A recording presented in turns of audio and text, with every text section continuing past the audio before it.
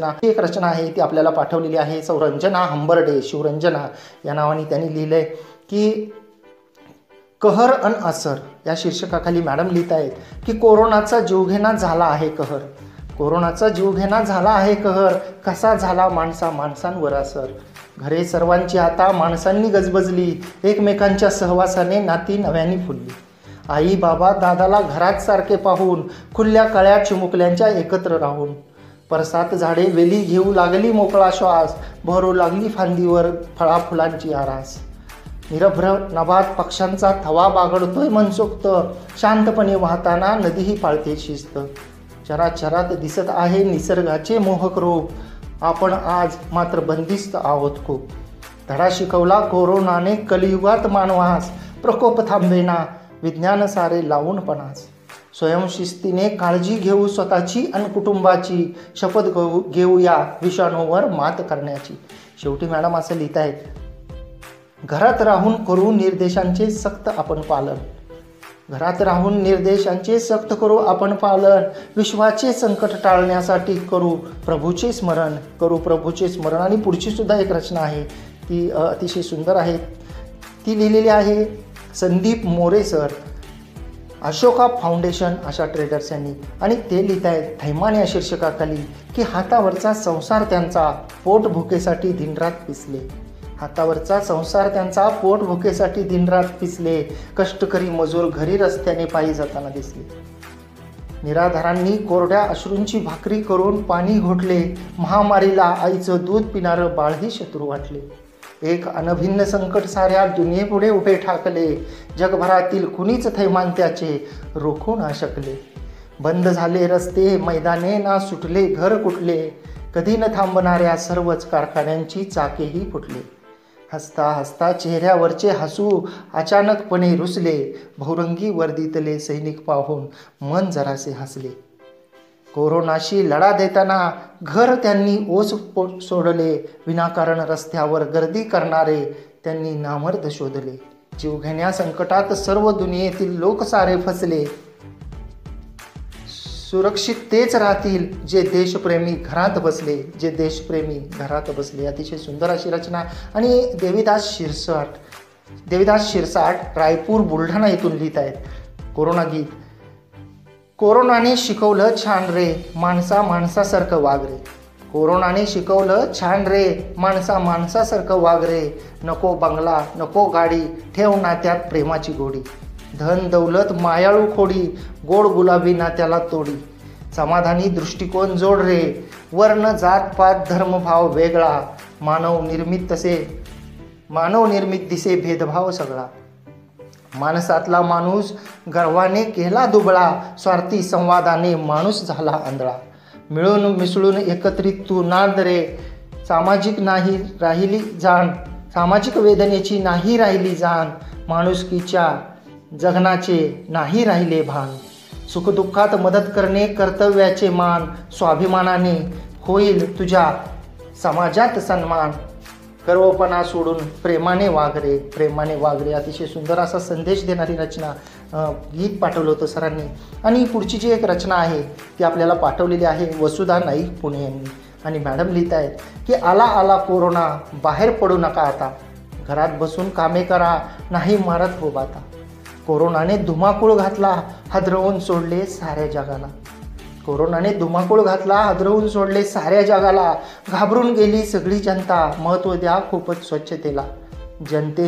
जनतेचे सुख पाहिले, शासनाने विचार करून निर्णय घेतले.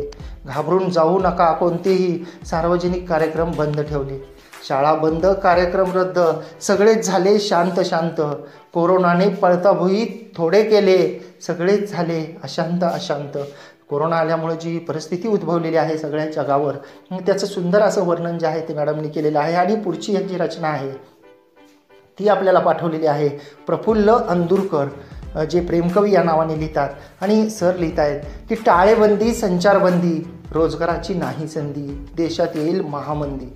शहरे सारी ओस पडली, सीमा साऱ्या बंद केल्या, गावी जाण्याची झाली बंदी. कधी जाईल देशातून कोरोनाची महामारी, चिंतेत पडली जनता सारी.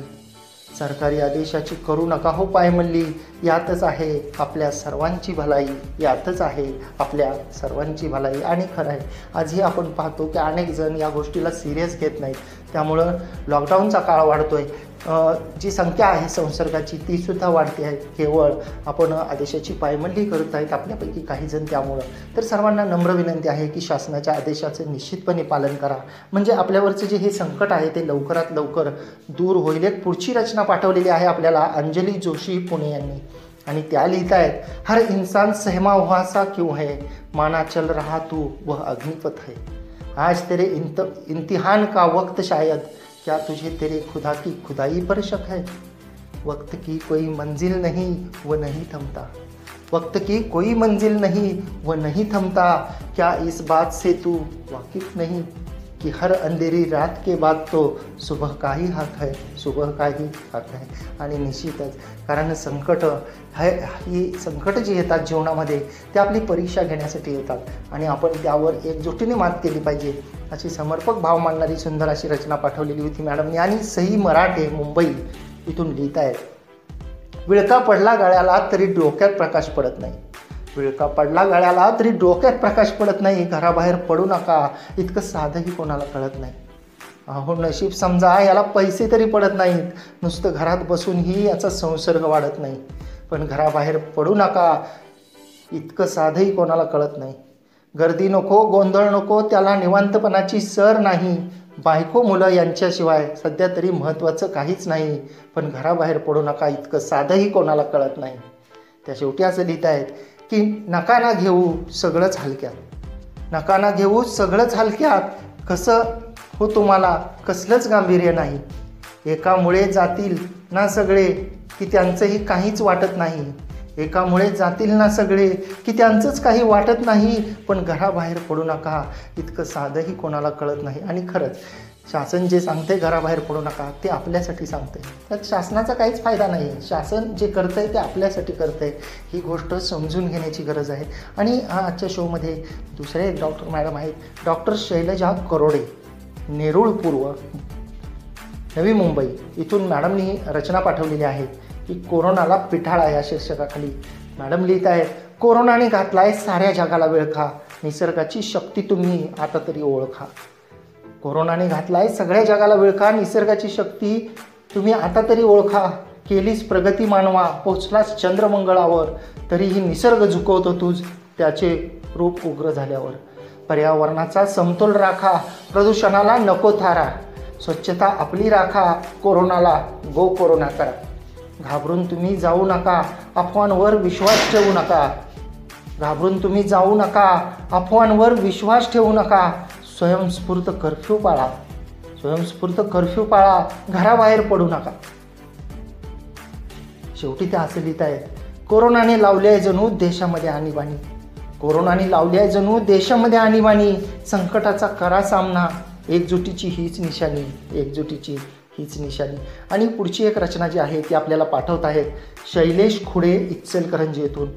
आणि सर लिहित आहेत, सावध शोधतोय कोरोना घराबाहेर पडू नका, सावध शोधतोय कोरोना घराबाहेर पडू नका. जीवन एकदाच आहे व्यर्थ त्याला दौडू नका. सावध शोधतोय कोरोना घराबाहेर पडू नका, जीवन एकदाच आहे व्यर्थ त्याला दौडू नका. संसर्गजन्य रोगाचा प्रसंग आलाय बाका, संसर्गजन्य रोगाचा प्रसंग आलाय बाका. अंतर ठेवू, मास्क लावू, टाळू कोरोनाचा धोका, टाळू कोरोनाचा धोका.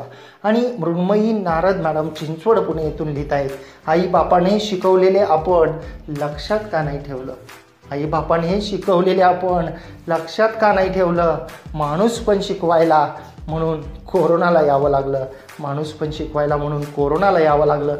आणि पुढची एक जी रचना आहे ती आपल्याला पाठवलेली आहे सौ माधुरी फालक उल्हासनगर येथून. आणि मॅडम त्यांच्या रचनेमध्ये लिहित आहेत, आलाय बनून व्हिलन कोरोना विषाणू डॉन, आलाय बनून व्हिलन कोरोना विषाणू डॉन. वार करून स्वच्छतेचे सांगू त्याला यू गॉन, वार करून स्वच्छतेचे सांगू त्याला यू गॉन. हात धुवून साबणाने करू रक्षण स्वतःचे, नका उगाच हात लावून हाल करू चेहऱ्याचे. शिंकताना खोकताना रुमाल धरा तोंडापुढे, मास्क लावून तोंडाला अडवू कोरोनाला थोडे. एकमेकांचा स्पर्श टाळा, हात जोडून रामराम करा, भारतीय संस्कृतीचा थोडा आता तरी आदर करा. अन्न खा गरम नरम, पाणी प्या कोमट करून, परिसर घाण करू नका इकडे तिकडे उगाच थुंकून.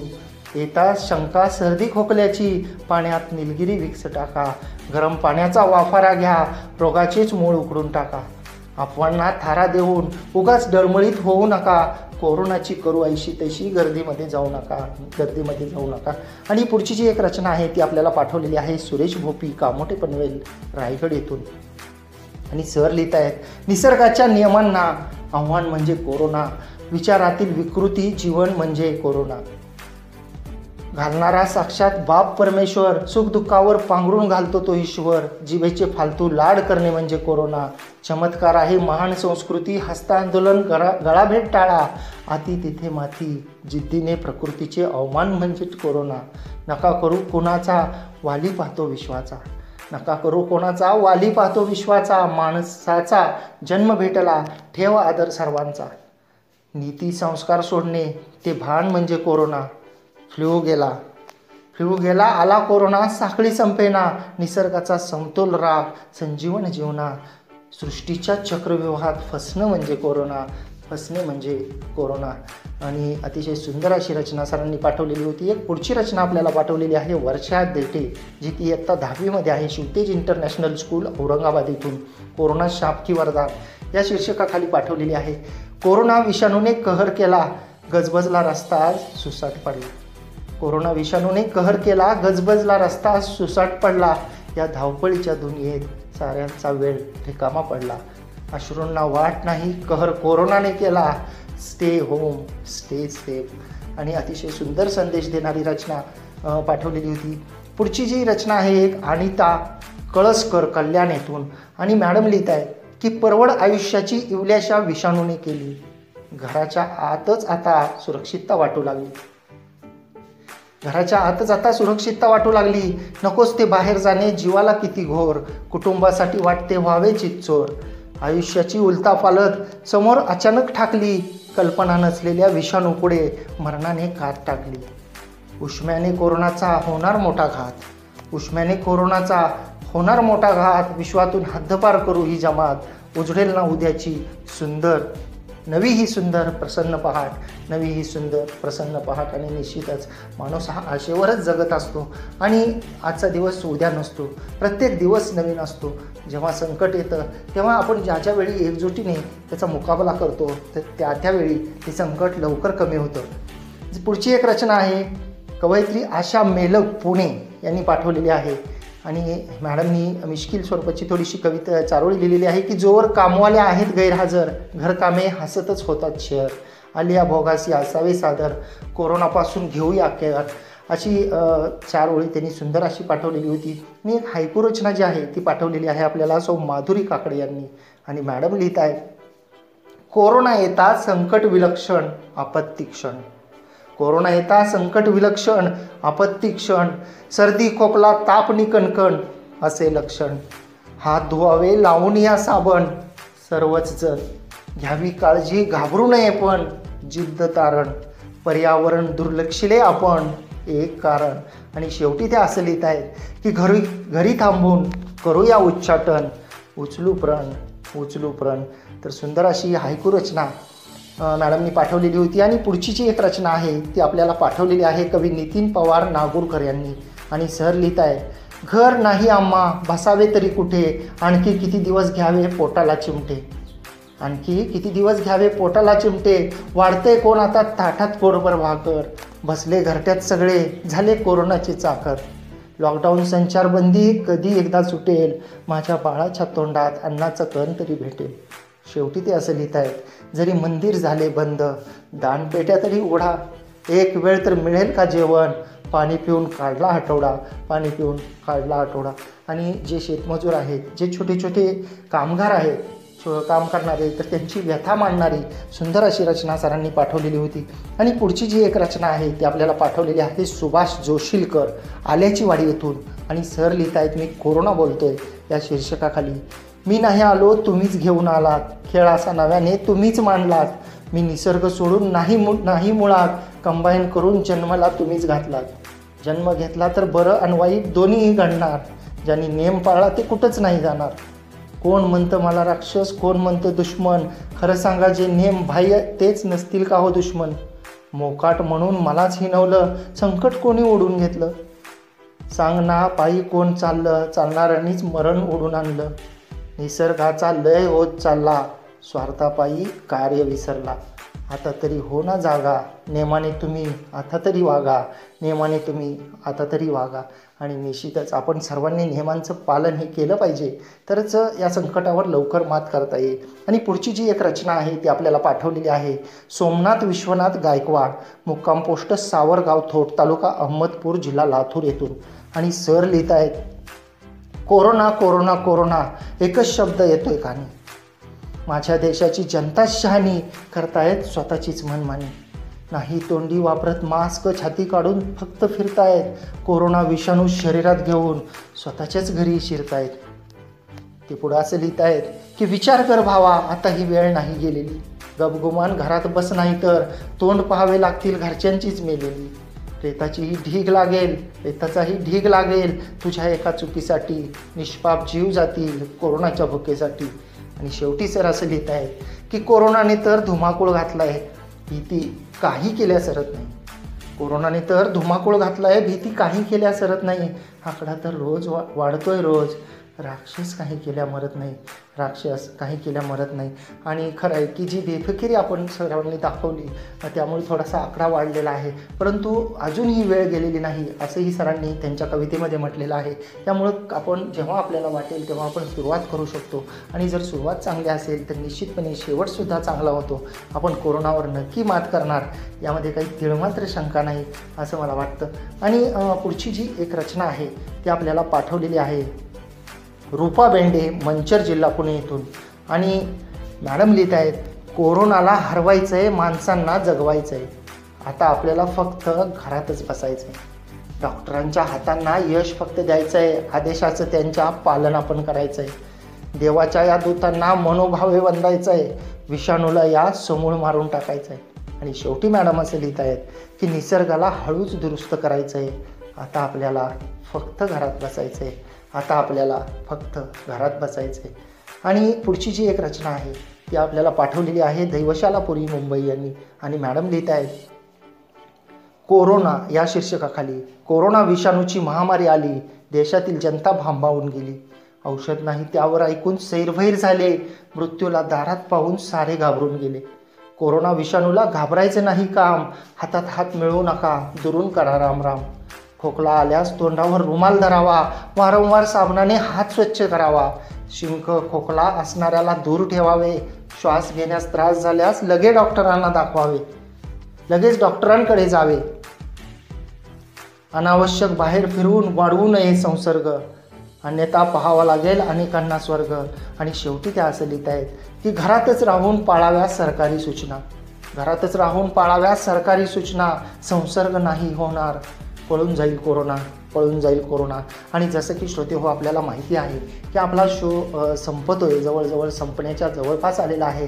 आणि आपण अशा सुंदर अशा रचना पाठवून जे सामाजिक जागृतीचं काम आपण केलेलं आहे ते निश्चितच अभिनंदनीय आहे. आणि एक शेवटची जी आहे चारोळी ती पाठवलेली आहे आपल्याला PD थिटे, केंदूर, पुणे येथून. आणि सर लिहित आहेत, कोरोनाने घेतले अनेक बळी, सकाळीच वाचली बातमी.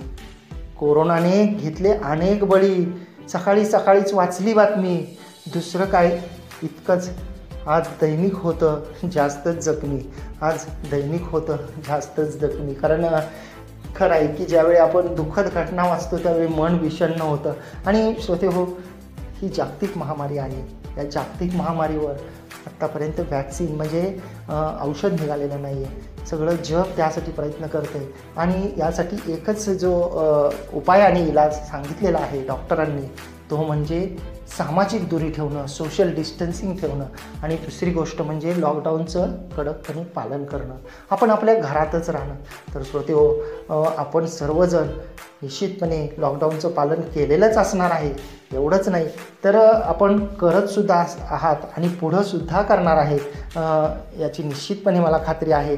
आणि आपण या संकट काळामध्ये आपण प्रशासनाला साथ देऊया आणि प्रशासनाचे जे नियम आहेत ते आपण सर्वजण पाळूया, म्हणजे जेणेकरून आपल्याला या कोरोनाला लवकरात लवकर जे आहे ते हरवता येईल.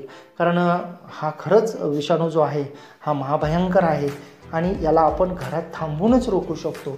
तर जसं की आपण ऐकत आहात हा खेळ शब्दांचा, हा रेडिओ पुणेरी आवाज 107.8 FM वरील कविता व चारोळ्यांचा शो RJ कैलाससोबत. मित्रांनो, लॉकडाऊन लवकर संपावं, कोरोना देशातून लवकर पळावा आणि अशी आपण प्रार्थना करूया. सगळेजण आपण सर्वजण नियम पाळूयात आणि आपण पुन्हा एकदा पुढच्या शोमध्ये जरूर भेटूयात. तोपर्यंत माझी मात्र आता जायची वेळ आली. मला मात्र रजा द्या आणि ऐकत रहा रेडिओ पुणेरी आवाज 107.8 FM. आनंदी रहा, आनंद लुटा.